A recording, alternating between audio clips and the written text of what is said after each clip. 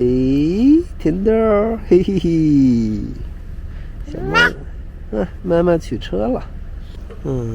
好大的雪呀！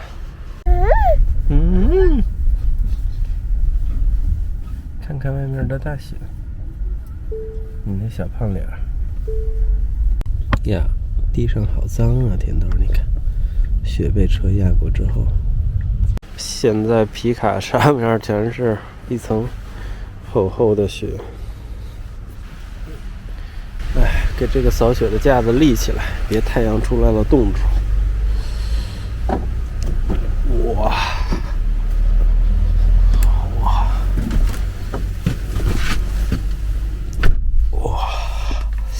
手上全是雪，好冰啊！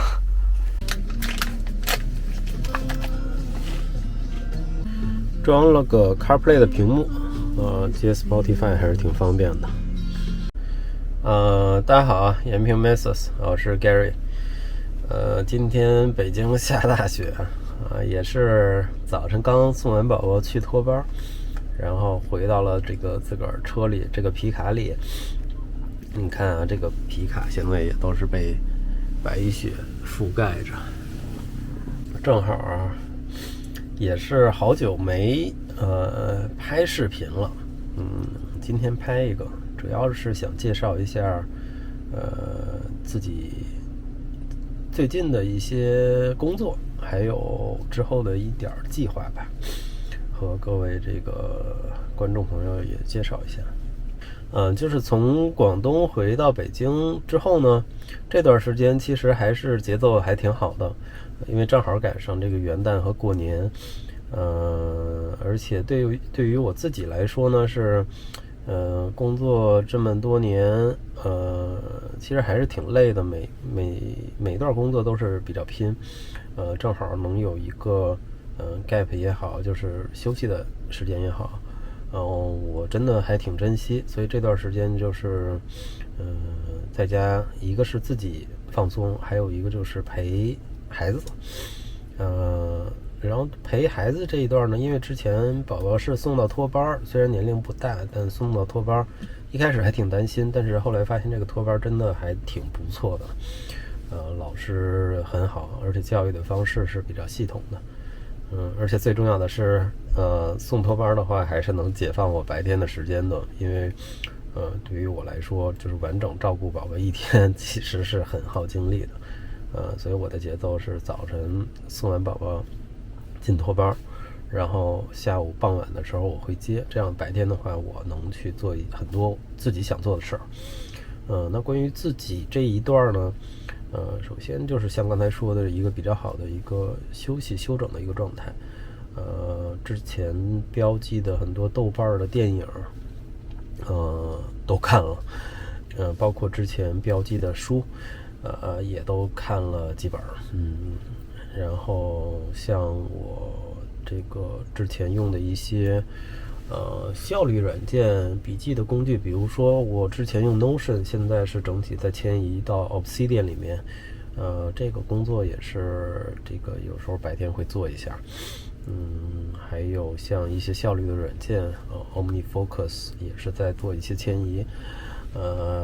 这种效率软件个人工具方面的一些整理吧。那最重要的一件事呢，其实可能我在比较早的几期视频里面也提及过，就是我现在是这辆皮卡，包括我最开始买这辆皮卡的时候，我是有计划的，我是想去改成一个贝陀式的房厢，用英语的话叫 truck camper。拍下来吗？这个雪掉了。这个东西呢，其实要展开讲的话，可以讲很多内容，包括为什么我会选择皮卡。后面我会分一些期来展开讲。那关于具体来说，整个大的一个框架，就是在这段时间，我其实花了很多时间，去学习，房车设计，建模，水路、电路的一些知识。可能看这个频道的观众有的会了解，就是我不是做这一行的，我是做金融，我是做股权投资的。所以这种房车包括车辆这一块的知识对我来说是一个新的领域。但确实我还比较喜欢这个皮卡房车的这么一个方式，所以自己学起来动力还是比较强的。所以这段时间其实也是把这个房车的原型搞出来了。我说搞出来主要还是在软件层面，设计层面。具体的操作呢，这个东西呢，本来我是想这个放完这个过完年我就开始了，但也是因为我做这件事儿，我会选择自己动手，所以像很多的部件这个结构，我都是要重新设计，联系厂商去做。那现在过完年以后，有一个比较重要的前期的材料，就是房箱的面板。这个厂商要等到28、29号月底的时候才会换一个这个新的产线。那现在生产的东西呢，它的条纹是和我的计划是有一些差异的，所以我倾向于再等一等。还是想得到自己理想中的一个样子吧。这种皮卡truck camper。我把空调开，好冷。现在这个车就是被白雪包裹着。这件事儿呢，我其实更多还是从自己的爱好、兴趣这个角度来说，去做的。其实是一个很耗时间和精力的这么一个事儿。最后做成什么样我也很难说，只是一个尝试。但是我还是会去把这个准备工作包括过程中我都会做得很到位吧。这样的话就自己也不会后悔。我也比较期待说大概几个月之后这个东西到底是什么样。然后呢，这个东西我可以举几个例子，确实是比想象中的要复杂，因为它涉及到就是它和一般的房车不一样。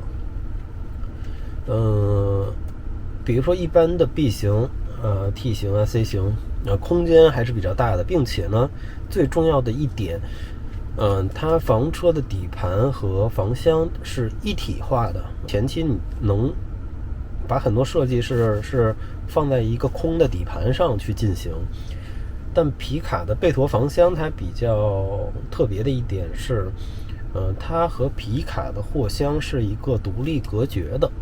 那这样的话，我举一个简单的例子，比如说灰水箱，正常的房车设计可能会放在底盘上，但现在房箱和皮卡它是独立的，你很难去把这个皮卡的底盘装一个水箱，再经过一个管儿，并且这个管儿要穿过2层板，并且这个房箱还经常每年可能要拿下来，这个其实设计是很难的。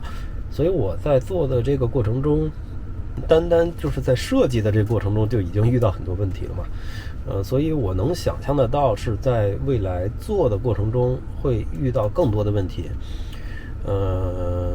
所以我后续也会把这个过程记录下来。一方面是我觉得还是比较有意义的，自己去以一个外行人的身份去做这个事儿。做完以后会不会成为内行我不知道。然后还有一点呢，其实是这个题材我觉得也是一个比较我自己比较看好的一个赛道吧。而且很多人可能有相同的想法，那可能看了我这个行动之后可能也会有一些借鉴意义。这一点我觉得还是比较好的。然后关于时间的话，我可能这个东西确实很难估，因为第一次做，我希望说是2-3个月吧，这个或者说是上半年去把这个事儿完成了。但再重申一遍，确实这个没有做过这事儿，很多做起来的过程会遇到一些工程问题，那可能为了解决一些我不愿意妥协的工程问题，可能时间就会被拉长。这个时间也不好说，但我会记录好这些。然后呢，这个对吧？基本上就是这么一个小的 notice 吧，就是这期视频主要是想介绍一下最近的一个节奏和之后想做的一些事儿。随着一些材料，包括一些工具，我现在已经陆陆续续下单好多了。可能也会拍一拍。它在设计的时候是满足一家三口出行的这么一个需求。所以做好完以后，伴随着可能下半年年中一些长假，那可能也能去试验一下，去全国各地跑一跑。基本上是这么一个计划吧。这个计划是一个理想的一个状态。过程中可能会随着工程原因，因为自己的一些工作原因，可能也会有一些调整。如果有的话，也会再重新去更新。基本说这么多了。然后就回家了，拜拜。这个确实第一次自己刚下完雪就到车里开空调，这个效果还挺好的，省着之后太阳出来了，这个雪全变成冰，然后冻住。你看现在这个雪基本已经全化了，然后在外面简单扫一下应该就好。